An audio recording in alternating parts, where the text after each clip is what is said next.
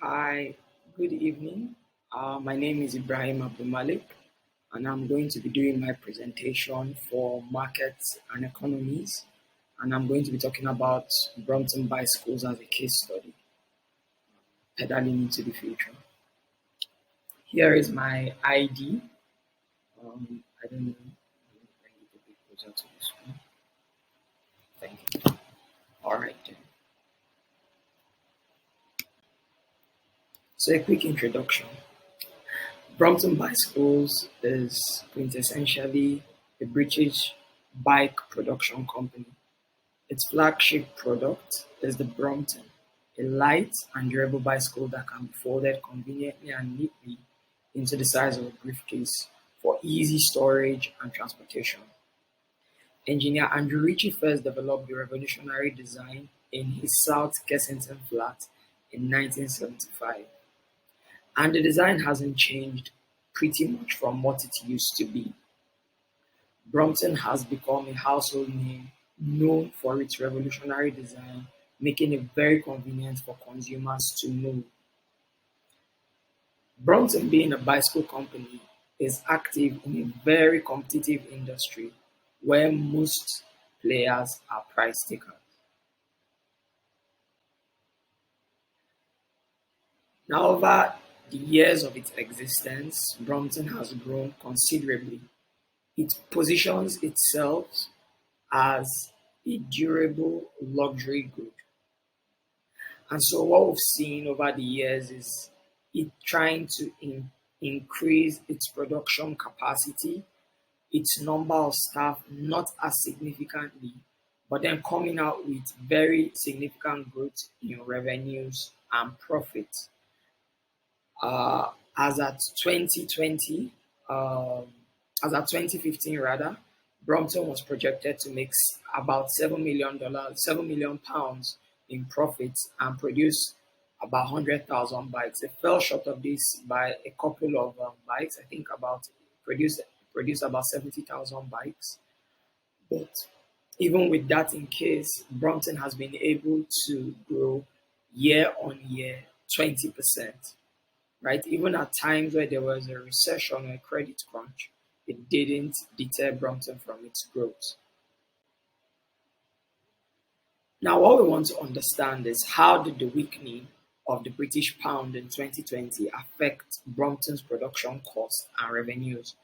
What profit maximization strategies will I recommend if the pound sterling continues to weaken? Now, the implication of a weakened pound on production costs, um, this isn't unique to Brompton, but with Brompton in case, the first thing is as the pound sterling gets weaker, Brompton's goods becomes cheaper. This basically translates to an increased revenue, which I'll get to explain in a couple of seconds. A weak pound was also negative for Brompton, given that it sourced 25% of its manufactured inventory from abroad as the purchasing power of the pound reduced, considering the fact that a lot of its customers were still from the UK, and then the remaining of its customers were spread across Europe. Now, Brompton also faced material shortages due to rising production costs, and due to the fact that the pound weakened, there was an increase in inflation, which fortunately, due to excellent positioning, did not result in customer churn for Brompton. Now, let me go into details. Brompton's bicycles became cheaper to overseas buyers, and what this simply means is if you look at the trend in terms of comparing the pound sterling to euro, you'll notice that the euro gained a bit on top of it gained some position on top of the pound, right? What this simply means is Brompton is exporting its bicycles to Europe, and its European customers are going to find it cheaper to buy. Now again, because Brompton is a luxury good, it didn't rather significantly give them an avenue to gain more customers, but then there was an increase. And if you're looking at this in terms of the demand curve, what you see even from their financials is that Brompton's average demand increased significantly. Secondly, I mentioned the fact that they faced high material shortages.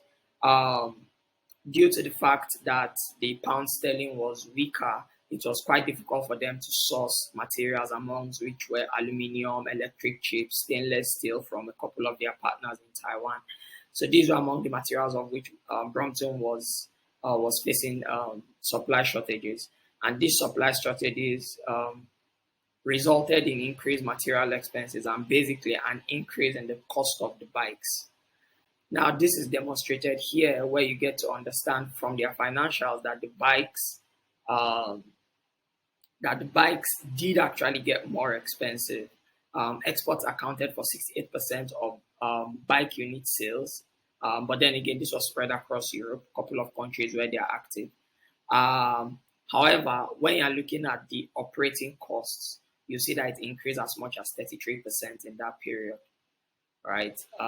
It was also evident in their net cash flow, which didn't increase significantly between 2019 and 2020.